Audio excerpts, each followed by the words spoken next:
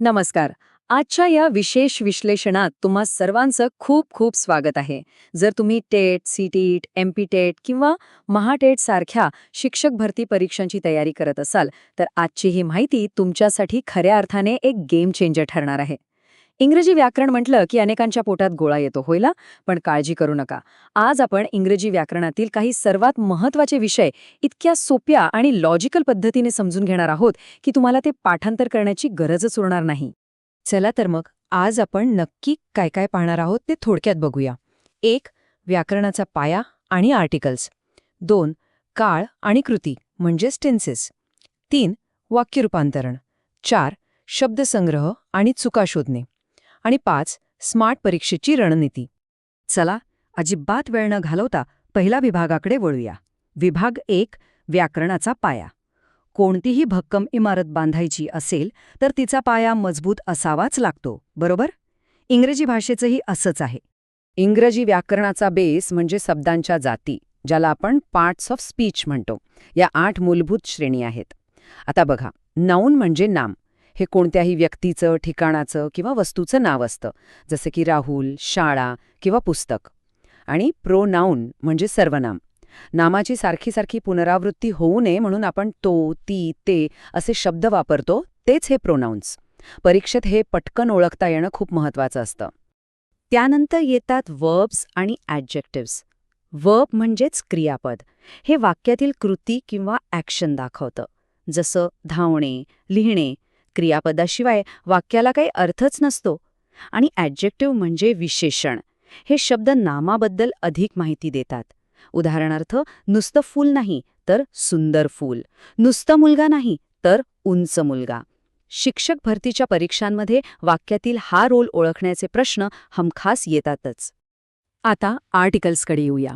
ए, and आणि the हे छोटे शब्द परीक्षेत मोठा गोंधळ उडवून देतात आणि आपले हक्काचे मार्क जाऊ शकतात. पण नियम एकदम सोपा आहे बरं का.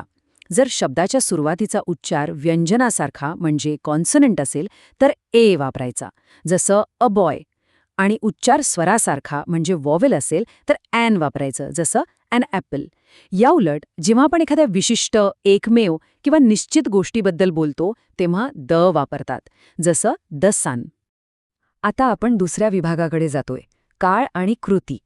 आपण आत्ता जे मूलभूत शब्द पाहिले ते काळाच्या ओघात कसे बदलतात ते पाहूया. टेन्सेस किंवा काळ लक्षात ठेवणं किती सोपं आहे ते या टेबलवरून स्पष्ट होतं. इथे एक अतिशय सोपी ट्रिक आहे.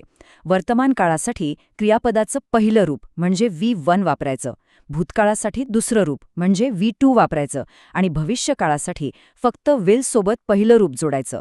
ही छोटीशी सूत्र लक्षात ठेवलीत तर परीक्षेत तुमचा खूप वेळ वाचेल. आता हा नियम तर एकदम पक्का लक्षात ठेवा. कर्ता आणि क्रियापदाचा ताळमेळ, ज्याला आपण सब्जेक्ट वर्ब अग्रीमेंट म्हणतो. नियम अगदी साधा आहे. एकवचनी कर्त्यासोबत नेहमी एकवचनी क्रियापद येतं, जसं ही गोज. आणि अनेकवचनी कर्त्यासोबत अनेकवचनी क्रियापद येतं, जसं दे गो. परीक्षेत रिकाम्या जागा भरताना हा नियम तुम्हाला नक्कीच उपयोगी पडेल. वळूया आपल्या तिसऱ्या विभागाकडे, वाक्य रूपांतरण. वाक्याचा अर्थ न बदलता त्याची रचना कशी बदलायची हे आपण इथे पाहणार आहोत.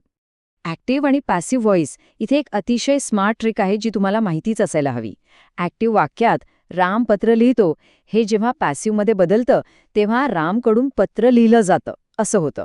ट्रिक काय आहे तर ॲक्टिव्ह वाक्यातलं कर्म म्हणजेच ऑब्जेक्ट हे पॅसिव्ह वाक्यात कर्ता म्हणजेच सब्जेक्ट बनतं. ही अदलाबदल एकदा डोक्यात बसली की असले प्रश्न सोडवणं अगदी डाव्या हातचा खेळ होईल. त्यानंतर येतं डायरेक्ट आणि इनडायरेक्ट स्पीच. जेव्हा आपण एखाद्याचे शब्द जसेच्या तसे सांगतो तेव्हा ते डायरेक्ट स्पीच असतं. पण जेव्हा तेच शब्द आपण आपल्या भाषेत सांगतो तेव्हा ते इनडायरेक्ट होतं. जसं की आय एम हॅपीचं रूपांतर ही वॉज हॅपीमध्ये झालं.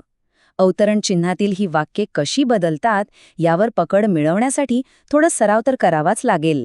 हे बघा, डायरेक्टमधून इनडायरेक्ट करताना क्रियापदात होणारे हे बदल खूप महत्त्वाचे आहेत. ॲम आणि इजचं वॉज होतं आणि विलचं वूड होतं. हे बदल दिसायला लहान वाटत असले तरी वाक्याचा अर्थ अचूक ठेवण्यासाठी ते एकदम क्रिटिकल आहेत. आता वळूया आपल्या चौथ्या विभागाकडे, शब्दसंग्रह आणि चुका शोधणे. परीक्षेत अत्यंत कमी वेळेत जास्तीत जास्त गुण खेचून आणण्याची हीच ती जागा आहे. इथे आपण शब्दसंग्रहाचे 3 मुख्य प्रकार बघतोय जे वारंवार विचारले जातात: समानार्थी शब्द, विरुद्धार्थी शब्द आणि वाक्प्रचार म्हणजेच इडियम्स. आता हे इडियम्स बघा किती मजेशीर असतात. अ पीस ऑफ केक याचा अर्थ केकचा तुकडा असा होत नाही बरं का. त्याचा खरा अर्थ होतो एखादं काम खूप सोपं असणं. जर तुम्ही असा शब्दसंग्रह वाढवलात तर ही परीक्षाच तुमच्यासाठी खऱ्या अर्थाने अ पीस ऑफ केक होऊन जाईल. आता ही स्लाईड खरोखरच खूप रंजक आहे. आपण मगाशी जो कर्ता आणि क्रियापदाचा नियम शिकलो ना, तो चुका शोधण्यासाठी कसा लागू होतो ते पहा.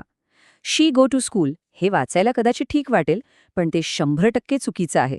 कारण शी हा एकवचनी कर्ता आहे, त्यामुळे त्याच्यासोबत गोज हेच क्रियापद यायला हवं. हे आणखी एक उदाहरण बघा. ही डोंट लाईक टी.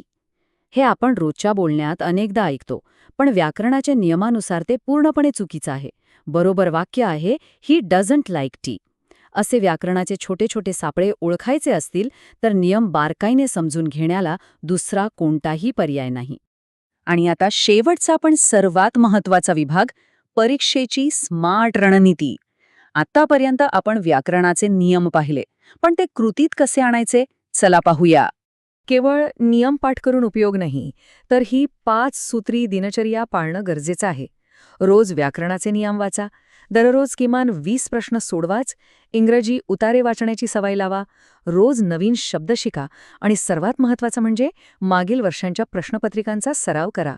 हे जर तुम्ही रोज केलंत तर तुमचा कॉन्फिडन्स नक्कीच वाढेल. कारण हे नेहमी लक्षात ठेवा, सातत्य हीच यशाची गुरुकिल्ली आहे.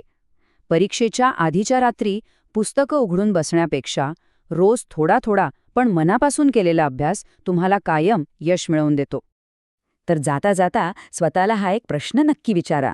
जर तुम्ही या सवयी आणि या स्मार्ट ट्रिक्स आजपासूनच लागू केल्या तर तुमच्या परीक्षेच्या निकालात किती मोठा बदल घडेल विचार करा. हे तंत्र जर पद्धतशीरपणे वापरलं तर परीक्षेच्या दिवशी तुमच्या मनात भीती नाही तर एक वेगळाच आत्मविश्वास असेल. इंग्रजी व्याकरण मुळीच कठीण नाही, फक्त योग्य दिशा हवी. मग आजच ही दिनचर्या सुरू करायची ना? आजचं हे विश्लेषण तुम्हाला कसं वाटलं हे नक्की सांगा. पुन्हा भेटूया अशाच एका नवीन आणि माहितीपूर्ण सत्रात. तोपर्यंत सराव करत रहा.